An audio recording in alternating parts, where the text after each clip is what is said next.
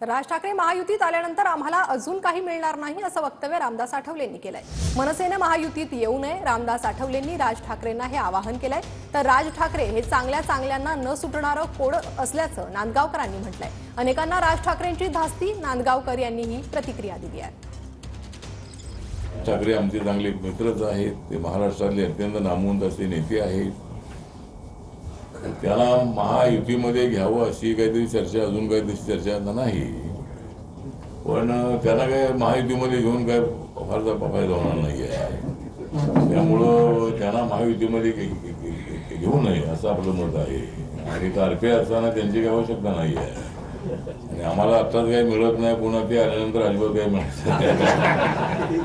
सन्मान्य राज ठाकरे हे चांगल्यांना न सुटणारं कोड आहे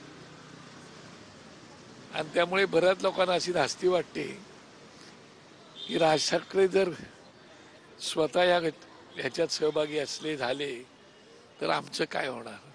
कोणी कोणासोबत जावं हा प्रत्येकाचा विषय असतो।